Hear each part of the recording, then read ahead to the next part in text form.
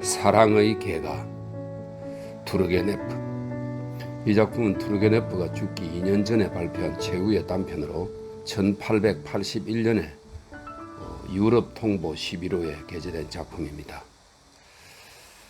사랑의 개가.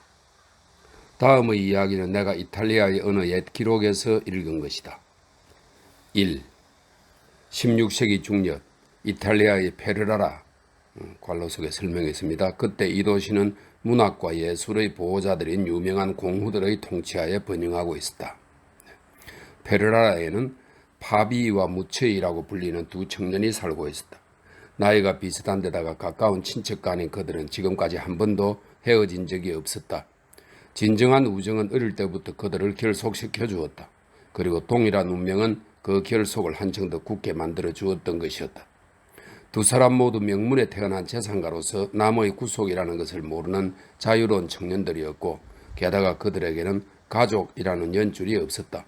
그리고 취미, 경향마저 비슷했다. 무처이는 음악을 공부하고 파비는 그림을 그렸다. 그래서 두 청년은 궁전, 사회, 도시의 비할 바 없는 총화로서 전 페르라라 시민의 사랑을 독차지하고 있었다. 두 청년은 모두 균형 잡힌 미남자로 손색이 없었으나 서로서로의 용모만은 달랐다. 파비는 후리후리한 키에 얼굴이 희고 머리카락은 아마빛이었으며 파란 눈을 하고 있었다. 그러나 무처이는 그와는 달리 거무스름한 얼굴에 까만 머리카락을 하고 있었고, 암갈색 눈에는 파비에게 볼 수 있는 것 같은 즐거움이 없었으며 입술에는 상냥한 미소가 없었다. 게다가 좁다란 눈꺼풀을 뒤덮을 듯한 짙은 눈썹은 깨끗하였지만 넓은 이마에 가나다란 반운을 그린 파비의 금빛 눈썹과는 닮지 않았다. 이야기를 할 때는 무처이는 그다지 활기가 없었다. 그렇지만 두 청년은 기사도의 겸손과 호사를 지니고 있었던 탓으로 모두 한결같이 귀부인들의 사랑을 받고 있었다. 그 당시 같은 페르라라 시에는 발레리아라고 불리는 한 처녀가 살고 있었다. 그 처녀는 교회에 갈 때만 외출하고 대제가 오면 산책을 할 정도로 무척 고독한 생활을 즐겨하는 여자였다. 그래서 사람의 눈에 띄는 일은 거의 없었으나 도시에서는 그 처녀가 인류 미인 중의 한 사람이라는 소문이 떠돌고 있었다. 그녀는 어머니와 함께 살고 있었다. 어머니는 과부로 그렇게 부자는 아니었지만 훌륭한 가문의 출신이었고, 발레리아는 그녀의 무남동녀 외딸이었다. 발레리아를 만나는 사람이면 누구든지 자기도 모르는 놀라움에 사로잡혀 문득 부러운 존경심을 일으키는 것이었다. 그러나 그녀 자신은 자기의 아름다움을 조금도 마음에 두는 기색이 없었다. 그만큼 그녀는 겸손한 처녀였다. 물론 어떤 사람은 그녀의 얼굴빛이 약간 파리하다는 것을 알고 있었다. 그의 언제나 살며시 내리깐 그녀의 시선은 그 어떤 내적인 성격이라기보다는 어떤 두려움을 말해주는 듯 싶었다. 가끔 가다가 그녀의 입술이 방긋 웃을 때가 있지만 그것도 살짝 웃어넘길 뿐으로 그녀의 목소리를 들은 사람은 아무도 없었다. 그렇지만 그녀의 목소리가 아름답다는 소문만은 떠돌고 있었다. 이른 아침 온 도시의 사람들이 아직 고요히 잠들어 있을 때 그녀는 좌물쇠를 채운 방에 홀로 들어앉아서 검은고를 타며 옛 노래를 부르는 것을 낙으로 삼고 있다는 것이었다. 발레리아의 얼굴은 파리했으나 그녀의 몸에서는 건강이 넘쳐 흘렀다. 그래서 노인들까지도 그녀를 보면 아, 사람 손이 닿지 않은 꽃봉오리, 이것을 꺾는 젊은이는 얼마나 행복하랴 하고 감탄을 아끼지 않은 것이었다. 2. 파비유와 무처이가 처음으로 발레리아를 본 것은 호화로운 대제전 때였다. 이 제제는 유명한 루크레처의 브루지아 아들이며 당시의 페르라라 공후인 에르코르의 명예에 의해서 베풀어진 것으로 프랑스 왕 루이 12세의 왕녀인 에르코르 공후 부인의 초대에 따라 멀리 파리에 도착한 유명한 귀족들을 환영하기 위한 것이었다. 팔라지에 의해서 파르라 대광장에는 화려한 귀부인석이 마련되었는데 발레리아는 어머니와 나란히 그 가운데 자리 잡고 있었다. 두 청년은 파비도 무처이도 바로 그날로 발레리아에게 반하고 말았다. 두 청년은 서로 무슨 일이든 감추는 일이 없었으므로 곧 상대편 마음속에서 무슨 일이 일어나고 있는지를 알 수 있었다. 그래서 두 청년은 함께 발레리아를 사귀도록 애써서 만일 그녀가 우리들 중의 누구 하나를 택한다면 다른 한 사람은 아무 이의 없이 그 선택에 따르기로 하자고 서로 약속을 했다. 몇 주일이 지난 후 두 청년은 정당한 방법으로 얻은 어떤 좋은 기회를 이용하여 잘 들여보내지 않는 과부의 집에 들어갈 수 있었다. 어머니는 그들에게 딸을 방문해도 좋다고 허용했던 것이다. 그때부터 그들은 거의 매일같이 발레리아를 만나서 이야기를 주고받았다. 두 청년의 가슴 속에 한번 타오르기 시작한 불길은 날이 갈수록 점점 더해갈 뿐이었다.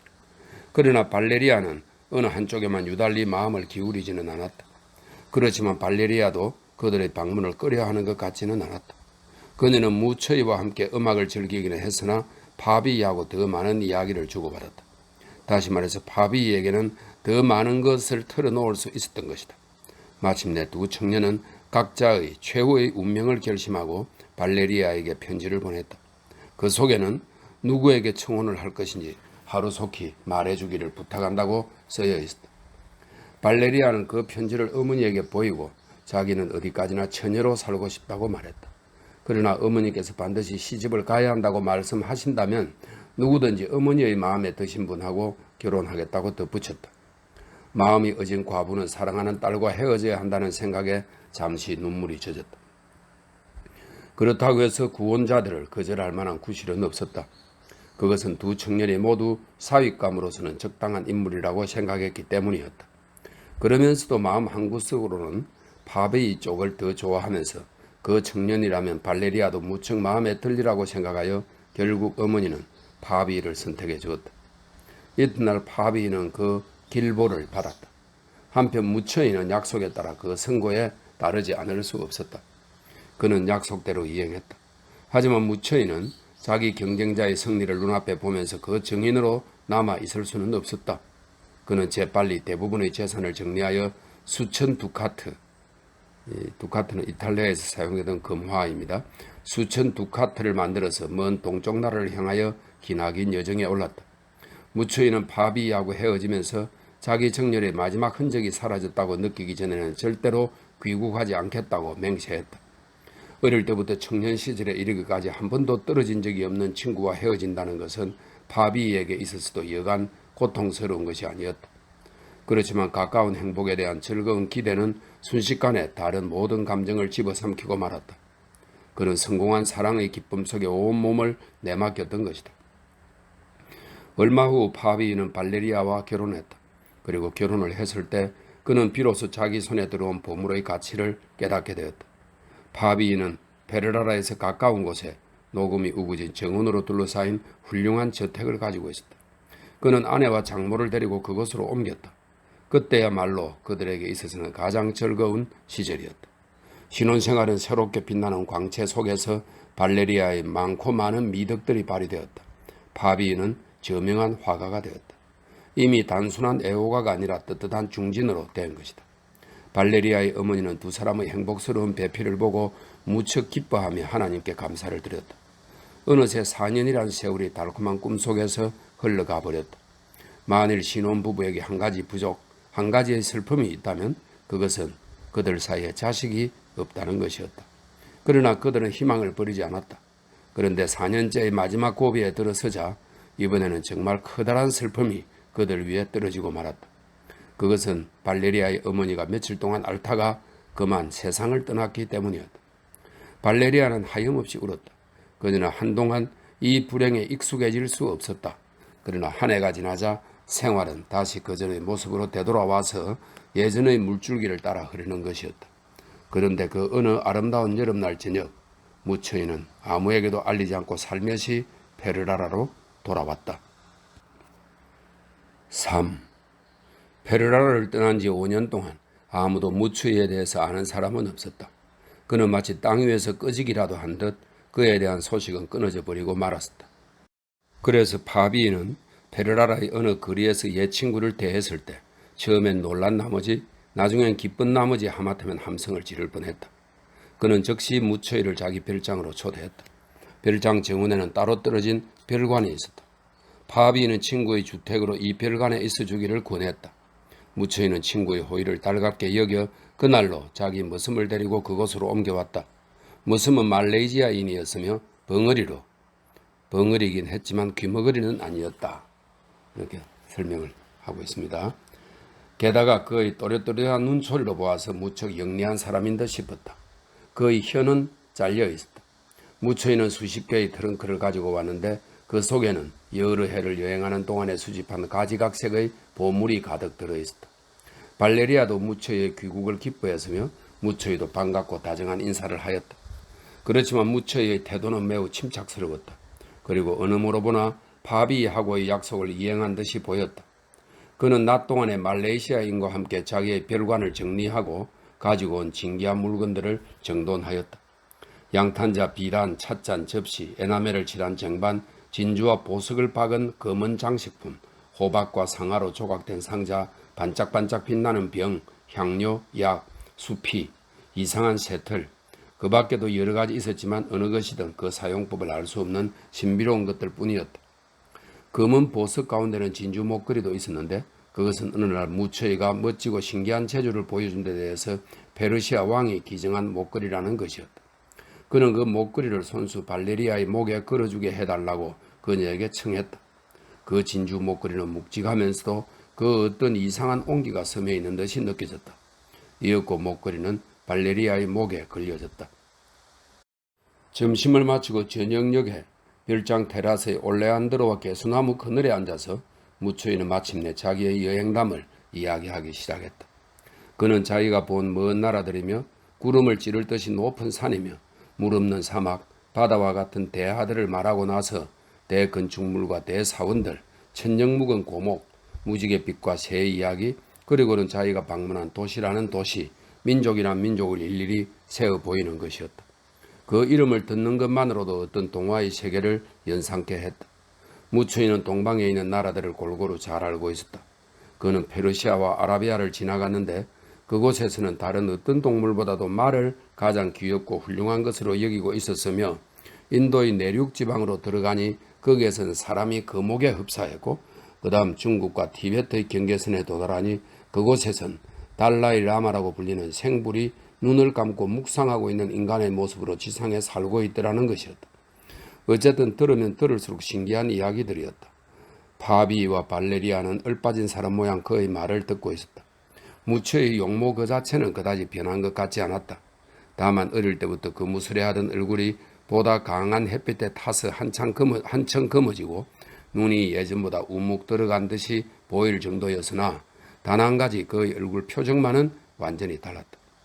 빈틈없이 긴장된 장중한 표정은 여러 가지 위험, 그 중에서도 캄캄한 밤에 호랑이의 어스렁거리는 소리에 놀라고 낮에는 한적한 산길에서 악신의 희생물로 삼기 위해 길을 가는 나그네를 노리는 산적을 만났다는 얘기를 할 때는 조금도 놀라는 기색이라고는 없었다.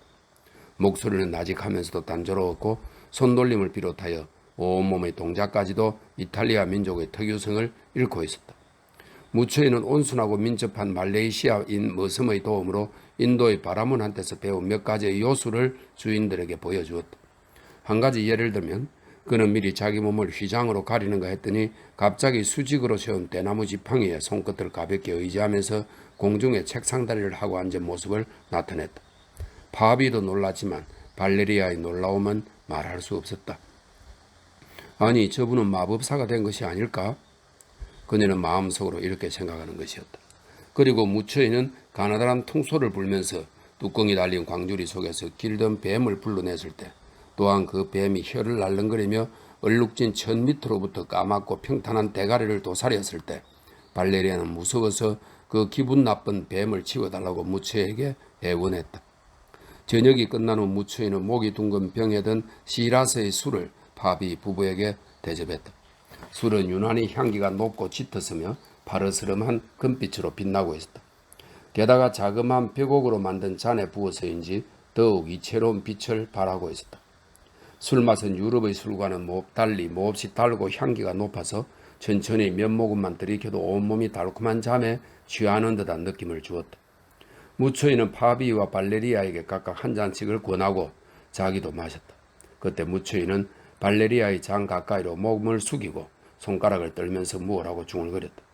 발레리아도 그것을 알고 있었으나 대체로 그의 행동과 태도가 그전과는 너무 달랐으므로 그녀는 과히 마음에 두지 않고 저분은 인도에서 어떤 새로운 종교를 받아들인 것이 아닐까? 그렇지 않으면 그곳 풍습이 저런 것일까?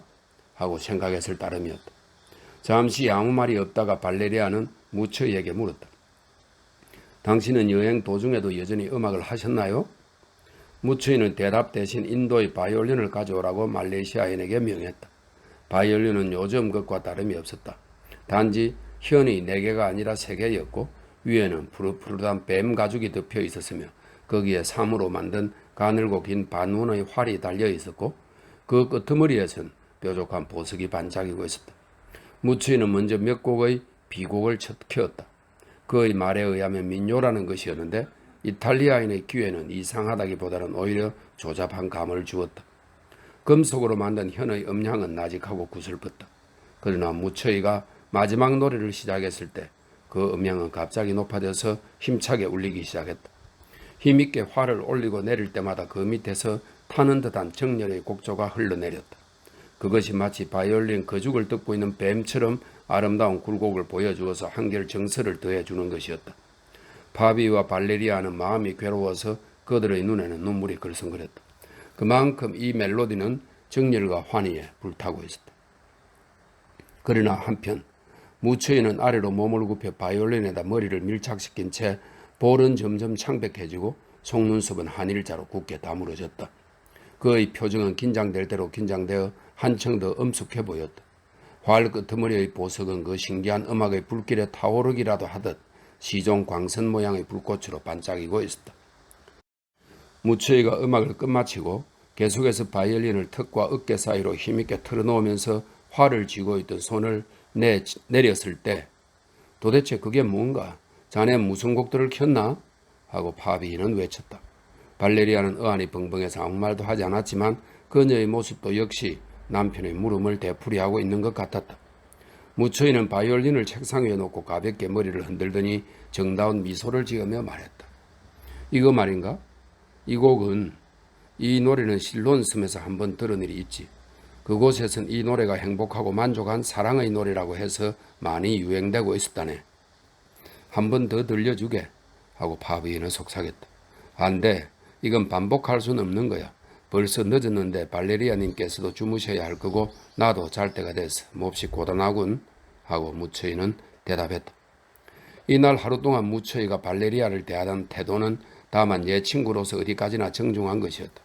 그렇지만 헤어지게 되었을 때 그는 힘있게 발레리아의 손을 붙잡고 얼굴이 닿을 정도로 그녀의 얼굴을 뚫어질 듯 바라보면서 그녀의 손바닥을 손가락으로 꾹 눌러주었다. 그때 발레리아는 얼굴을 쳐들 수 없었지만 확 타오르는 자기의 볼 근처에서 무처이의 시선을 느꼈다.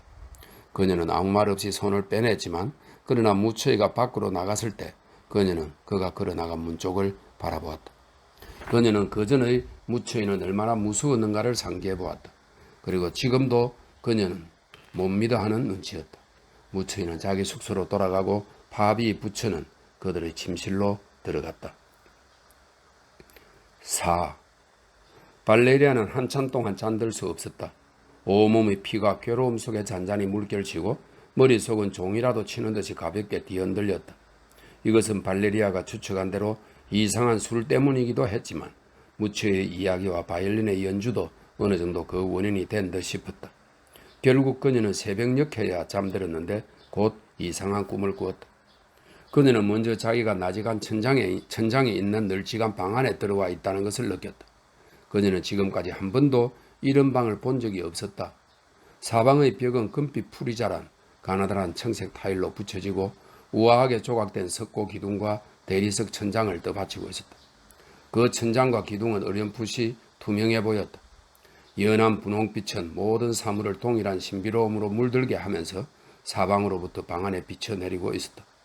거울같이 미끄러운 마루 한복판의 폭좁은 양탄자 위에는 비단방석이 놓여 있었고 방 구석마다에서는 괴물을 상징하는 기다리 향로가 가나다란 연기를 내뿜고 있었다. 어디를 보나 창문은 없었다. 빌로도 커튼을 들이운 문은 우묵 들어간 벽 위에서 말없이 검은 빛을 발하고 있었다. 그런데 갑자기 커튼이 살랑살랑 미끄러지며 움직이더니 살며시 무처이가 들어오지 않는가. 그는 인사를 하고 두 손을 벌리며 번긋이 웃었다. 이윽고 그의 무셔 같은 두 손은 발레리아의 몸을 을싸안으며 매바는 입술로 그녀의 온몸을 더듬었다. 그녀는 방석 위에 거꾸러졌다. 이 무서운 악몽에 사로잡혀 고통스러운 신음을 하다가 간신히 발레리아는 눈을 떴다. 그녀는 자기의 몸이 어디에 있는지 무슨 일이 일어났는지 알 수가 없어서 침대에서 반쯤 몸을 일으키고 사방을 둘러보았다.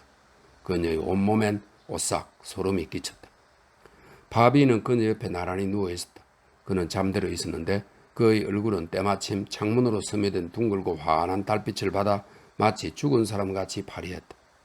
죽은 사람의 얼굴보다 더 슬퍼 보였다. 발레리아는 남편을 깨웠다.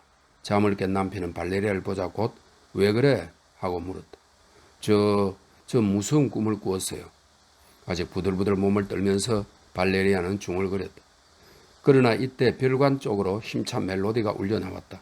그리고 두 사람은 이것은 만족스러운 사랑의 개가라고 하면서 무처이가 연주하던 그 곡이 틀림없다는 것을 알았다. 바비는 이상하다는 듯 발레리아를 바라보았다. 발레리아는 눈을 감고 얼굴을 돌렸다. 두 사람은 숨을 죽이고 노래가 끝날 때까지 듣고 있었다. 마지막 음향이 끊어졌을 때 달은 구름 속으로 기어들고 방안은 갑자기 어두워졌다. 부부는 말없이 베개를 베고 누웠다. 그리고 누가 언제 잠들었는지 모르게 두 사람은 잠들어 버렸다. 5. 다음 날 아침에 무처이는 조반 식사를 하러 왔다. 그는 무척 만족스러운 표정으로 발레리아에게도 즐겁게 인사를 했다. 발레리아는 말을 더듬으며 대답하고는 살살 무처이를 흘겨 보았다. 그 만족스러운 듯한 즐거운 얼굴이며 그 날카로운 호기심에 찬 눈초리가 그녀에게 어쩐지 무서움을 주었다. 무처이는 다시 이야기를 시작하려고 했다. 그러나 바비는 곧 그의 말을 가로챘다.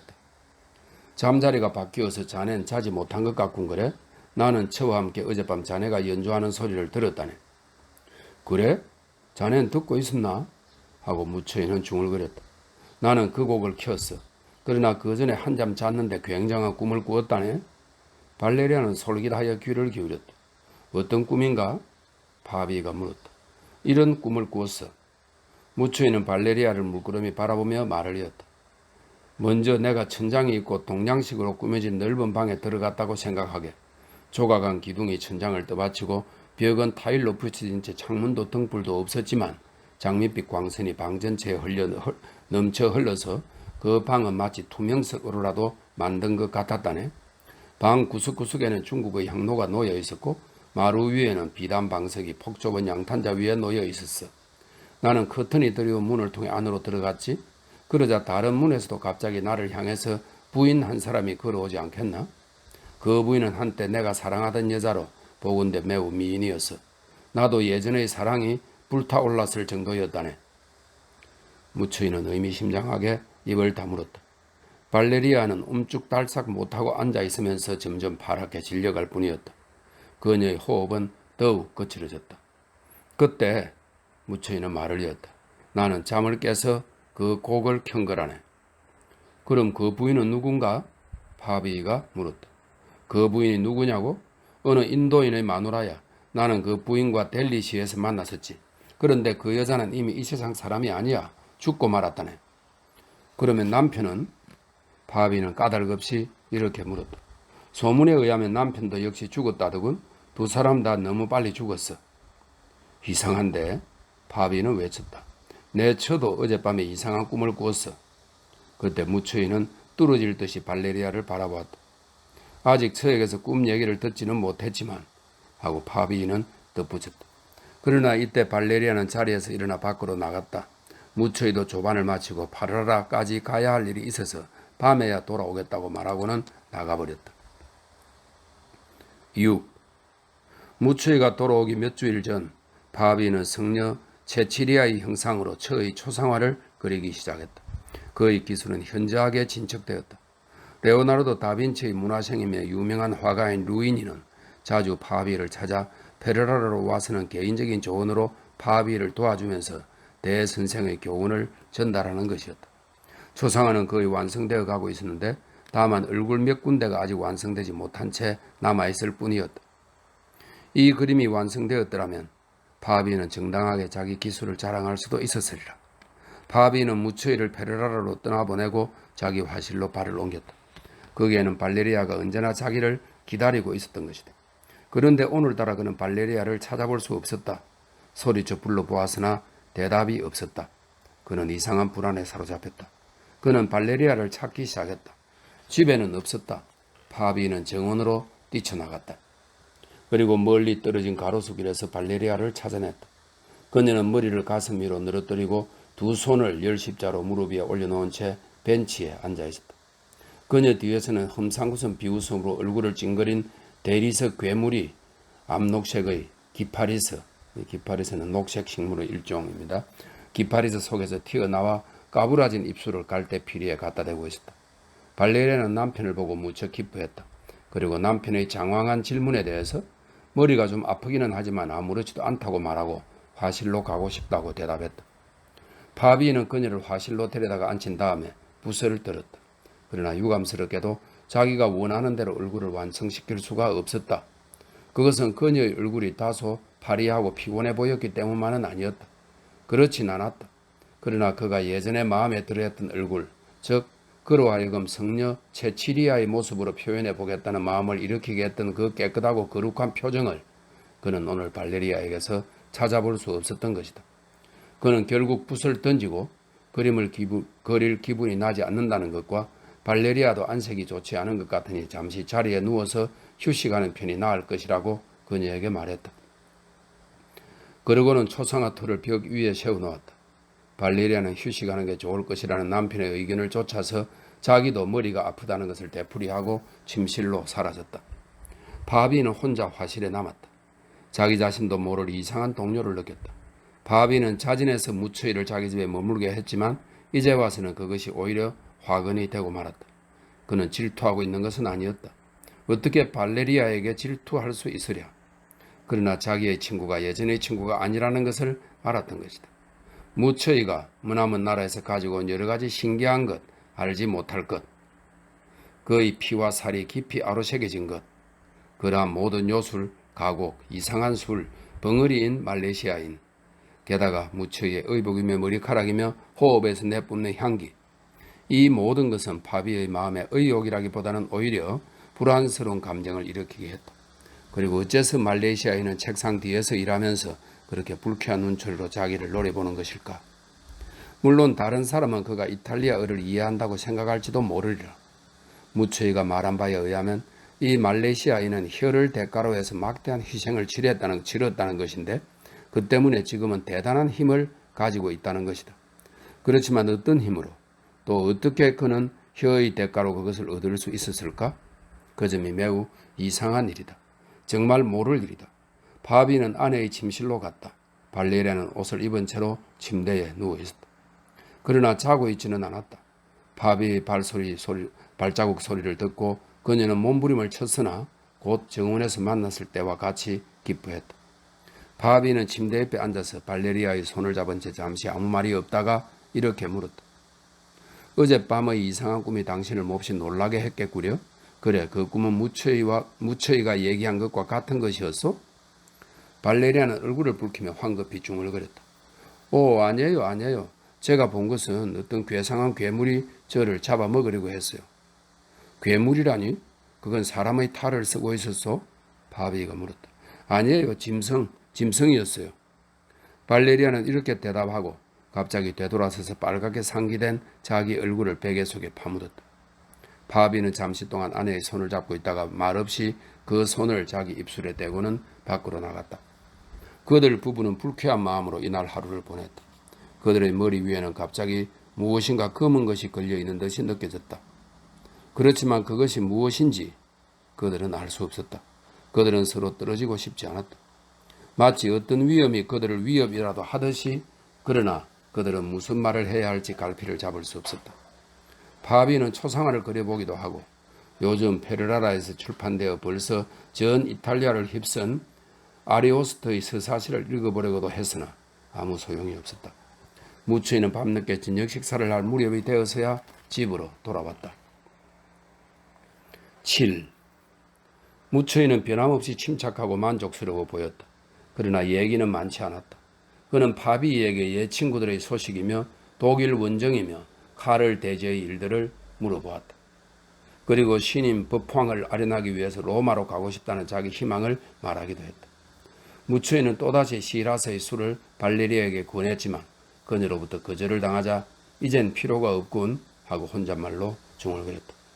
파비는 처와 함께 침실로 돌아와서 잠시 후 잠들어 버렸다.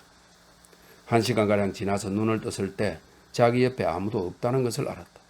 발레리아가 없었던 것이다. 파비는 황급히 몸을 일으켰다. 바로 그 순간 잠옷바람인 발레리아가 정원 쪽에서 방으로 들어오고 있는 것을 보았다. 조금 전만 해도 보슬비가 내리는 것 같았으나 이미 달이 환히 빛나고 있었다. 발레리아는 눈을 내리감고 죽은 듯이 움직이지 않는 얼굴에 이상한 공포의 빛을 보이면서 침대로 다가왔다. 그녀는 앞으로 손을 내밀어 침대를 더듬고는 털썩 침대 위에 누워버린 채 말이 없었다. 파비는 그녀에게 한두 마디 질문을 던졌으나 아무 반응이 없었다. 아마 잠든 듯 싶었다. 파비는 그녀를 만져보았다. 그녀의 의복이며 머리카락은 빗방울에 젖었고 맨발의 발바닥에는 모래가 묻어 있었다. 깜짝 놀란 파비는 벌떡 일어나 반쯤 열린 문을 박차고 정원으로 달려나갔다. 무서울 정도로 밝은 달빛은 만물을 비춰내리고 있었다. 파비는 사방을 둘러보았다. 그 순간 가느다란 모래길 위에 두 사람의 발자국이 남아있는 것을 발견했다. 한 사람의 것은 맨발이었다. 그 발자국을 따라가니 그곳은 별관과 본관과의 중간이 되는 제스민의 정자였다. 파비는 어리둥절하여 걸음을 멈추었다.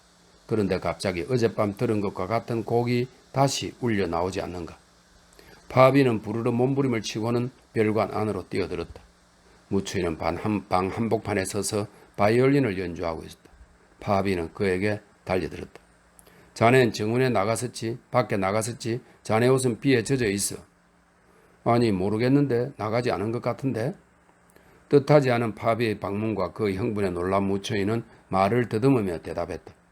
파비는 그의 한쪽 손을 잡으면서 왜 자넨 그 고개를 다시 켜고 있어? 자넨 또 그 꿈을 꾸었나? 무추이는 여전히 놀라움에 사로잡혀 파비를 바라볼 뿐 말이 없었다. 자, 대답해. 달은 방패 모양 둥글고 강은 별처럼 반짝이노라. 친구는 눈 뜨고 적은 잠잔다. 독수리는 병아리를 핥힌다. 살려다오. 무추이는 마치 실성한 사람 모양 느릿느릿 중얼거렸다. 파비는 두 걸음 물러나서 무추이를 뚫어질 듯 바라보며 생각에 잠겼다. 이윽고 그는 침실로 되돌아왔다. 발레리아는 머리를 어깨 위로 늘어뜨리고 힘없이 두 손을 벌리고서 괴로운 꿈속에 잠들고 있었다. 파비는 잠시 후 그녀를 깨웠다. 파비의 모습을 보자 그녀는 남편의 가슴으로 몸을 던지고 힘껏 파비의 목을 끌어안았으나 그녀의 온몸은 부들부들 떨리고 있었다. 아니 당신 왜 그러? 무슨 일이라도 있었어? 파비는 그녀의 마음을 안정시키려고 두 번을 되풀이해서 물었다. 그러나 그녀는 파비의 가슴에 안긴 채 점점 정신을 잃어가는 것이었다.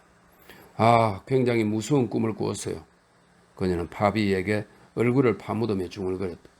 파비는 그녀에게 물어보고 싶은 말이 많았다. 그러나 그녀는 여전히 덜덜 떨고 있을 뿐이었다.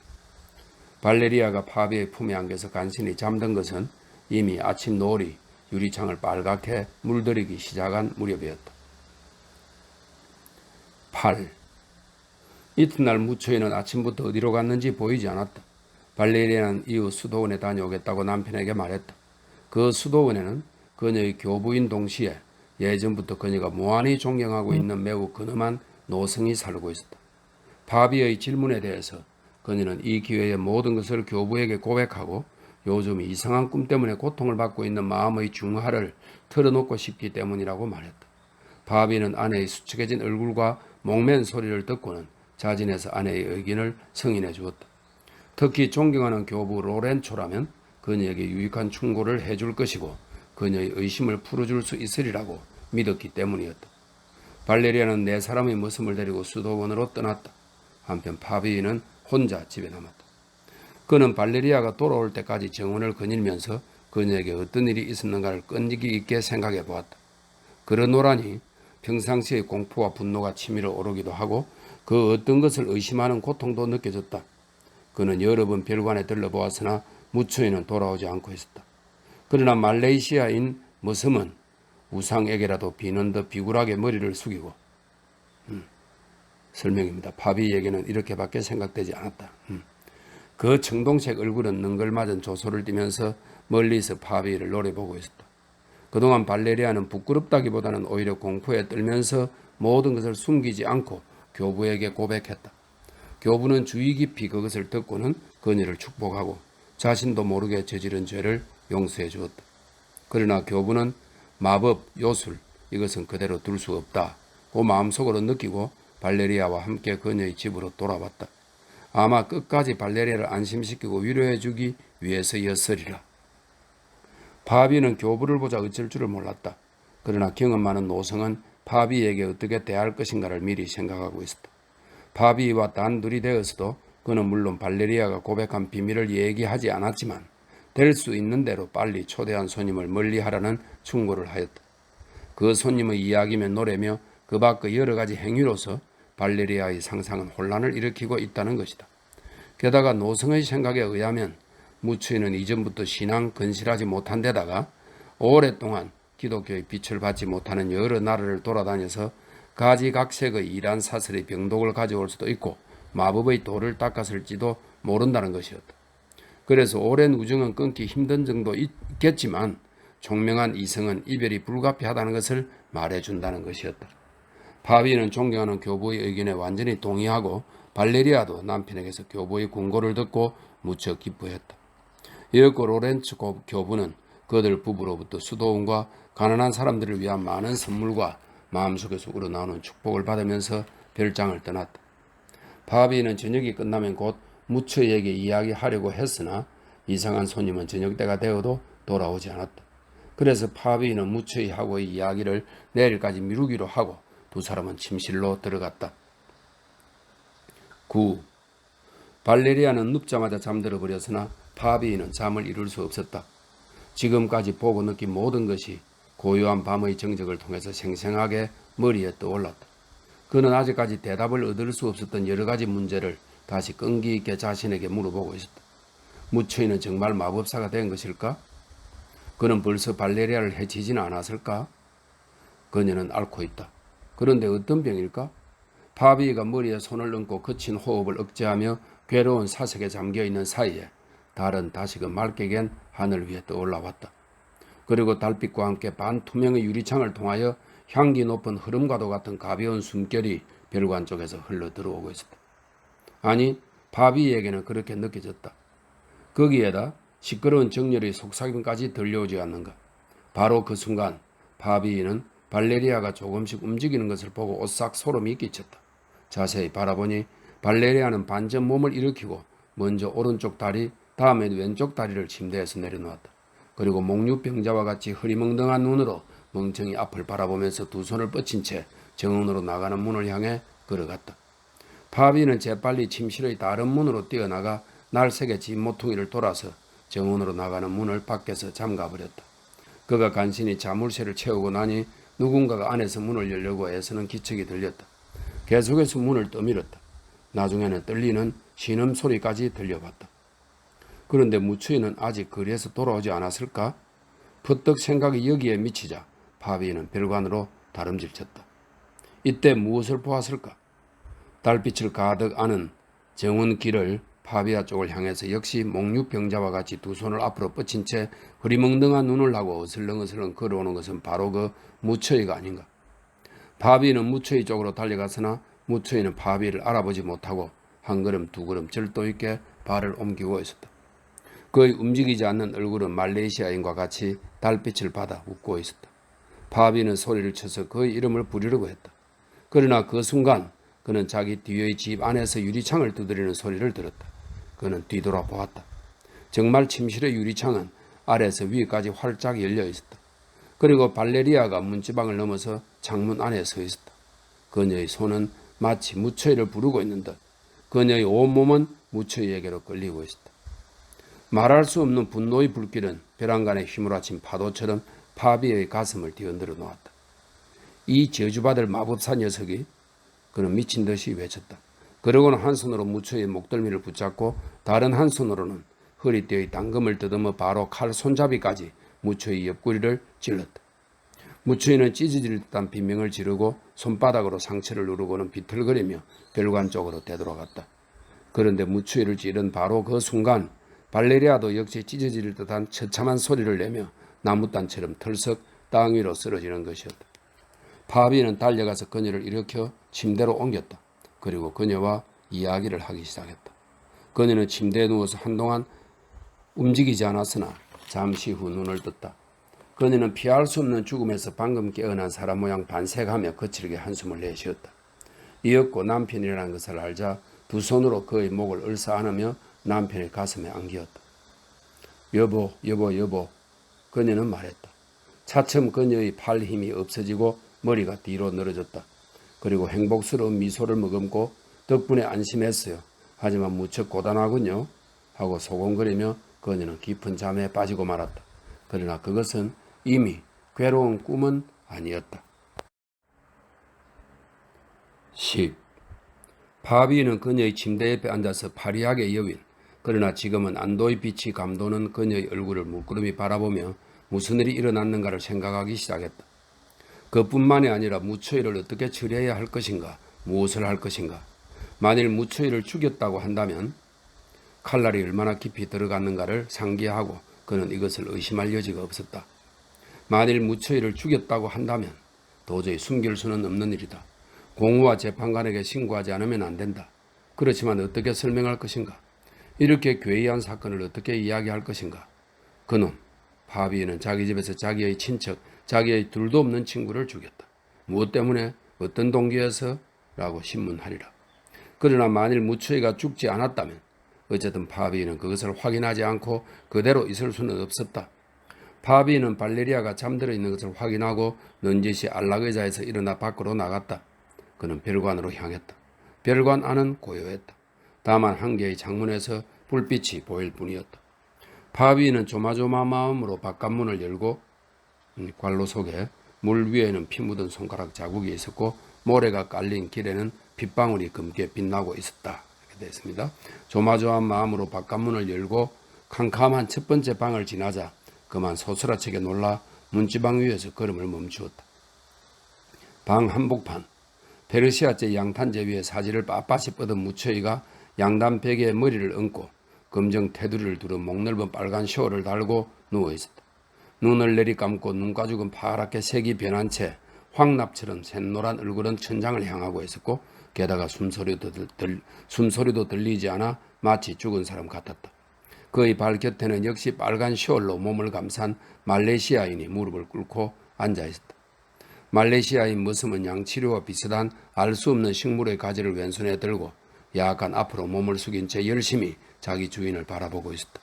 마루에 꽂혀있는 자그마한 등잔불은 파르스름한 불길로 간신히 방 안을 비추고 있었으나 불길은 잔잔하고 연기도 나지 않았다. 말레이시아인은 파비가 들어섰을 때 별로 움직이는 기색도 없이 헐끗 쳐다보았을 뿐 다시 무초이에게로 시선을 돌렸다. 이따금씩 가지를 올렸다 내렸다 하면서 그것을 공중에서 흔들었다.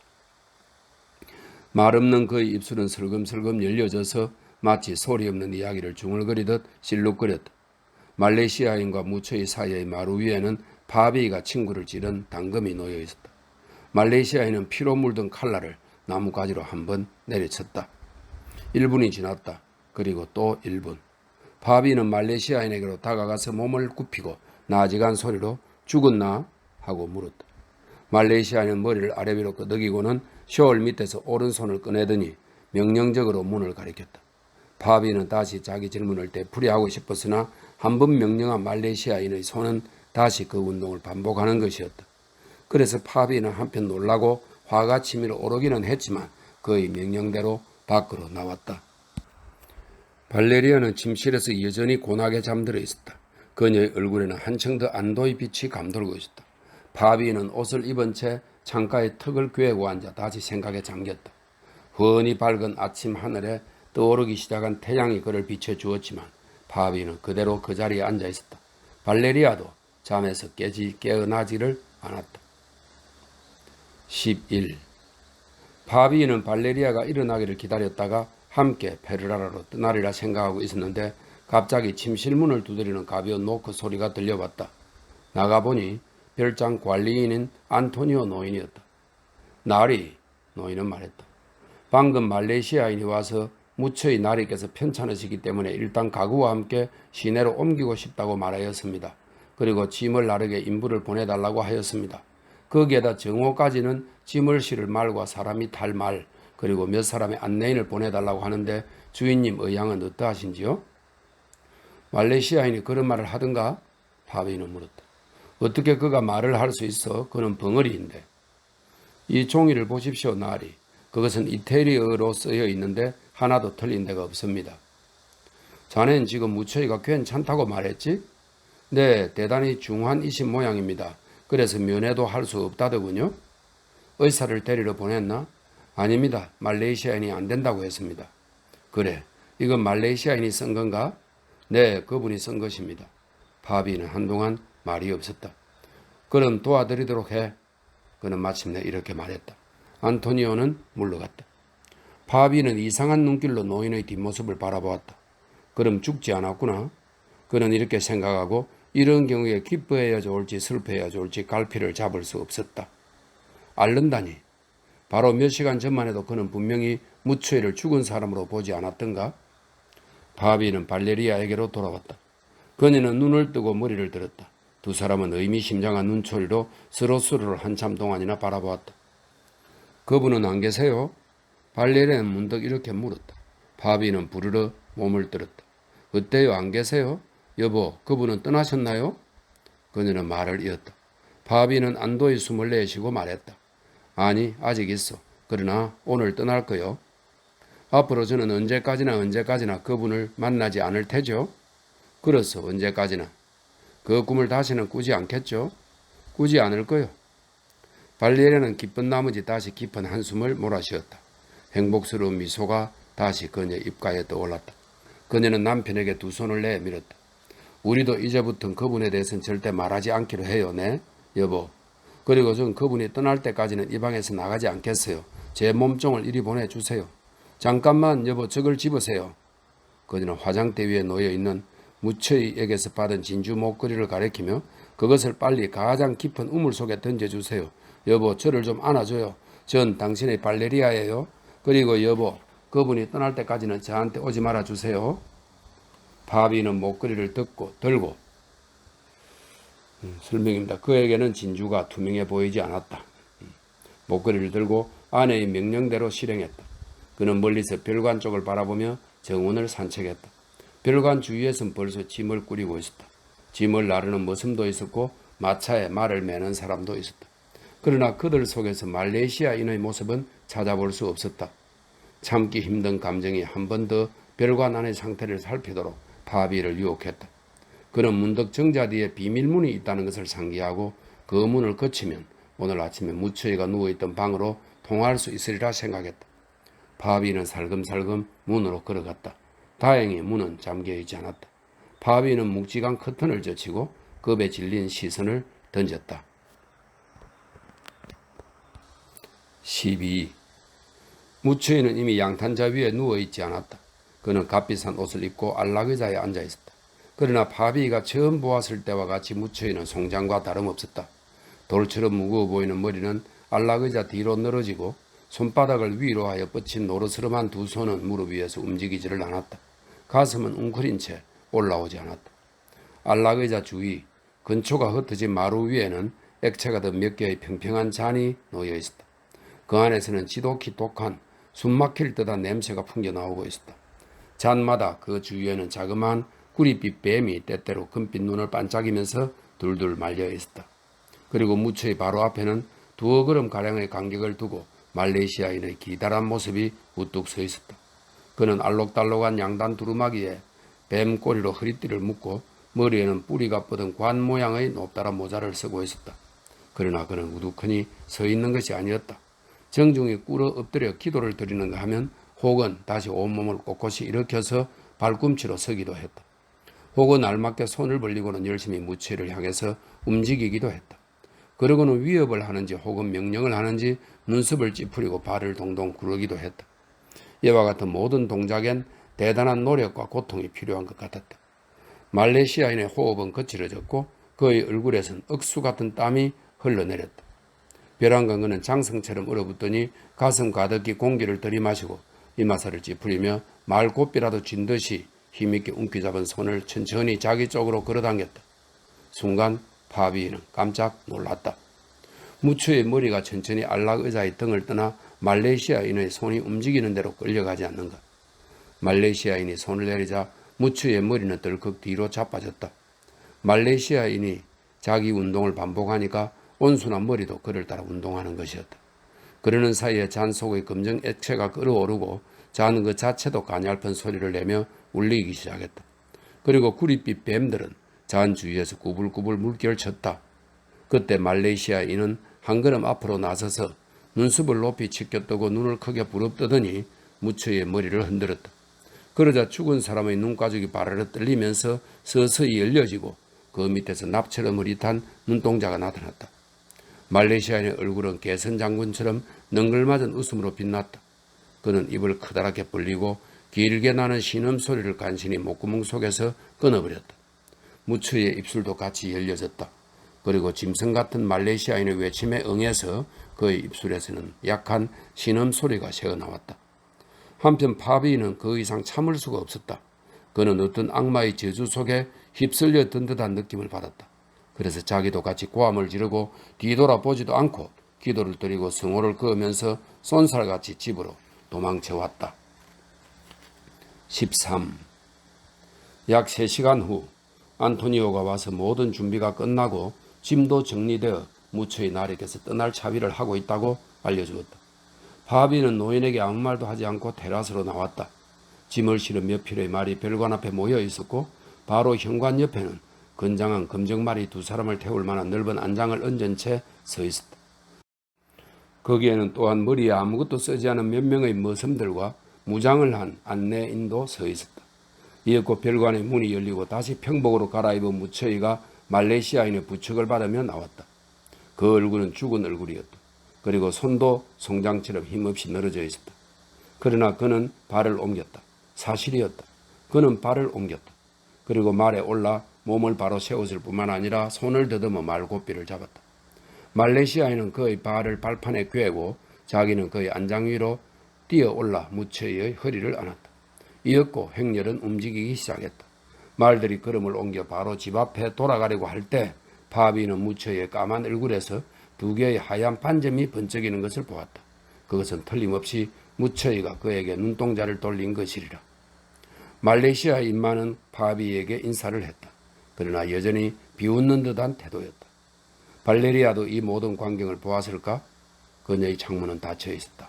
그러나 그녀는 창문 뒤에 서 있었는지도 모른다. 14. 마지막 글입니다. 점심때 그녀는 식당으로 왔다. 몹시 안정되고 명랑한 빛이었다.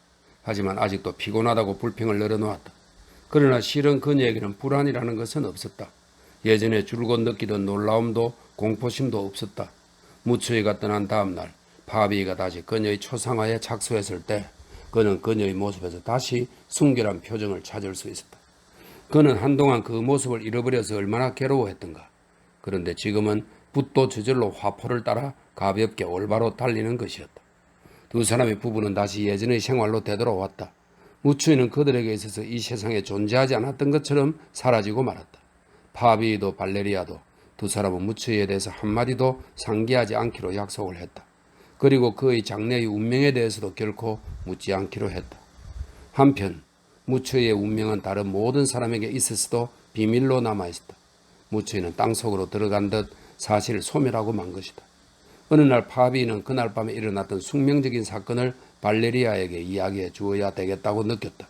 그러나 그녀는 남편의 의향을 알았음인지 숨을 죽이고 마치 무슨 타격이라도 기다리는 듯이 눈을 가늘게 뜨는 것이었다. 그래서 파비도 그녀의 심정을 이해하고 결국 그 타격을 가하지 못하고 말았다. 어느 아름다운 가을밤 파비는 성 체칠리아의 초상화를 완성했다. 발레리아는 풍금 앞에 앉아있었다. 그녀의 손가락은 금반 위로 미끄러졌다. 그런데 문득 자기도 모르게 손밑에서 언젠가 무추이가 들려주었던 그 사랑의 개가 울려나왔다. 그리고 이 순간 그녀는 결혼 후 처음으로 새롭게 눈뜨기 시작한 생명의 고동을 마음속에 느꼈다. 그녀는 몸부림치며 손을 멈추었다. 내가 왜 이럴까? 아니 그렇다면 이것으로 옛 기록은 끝나고 있다.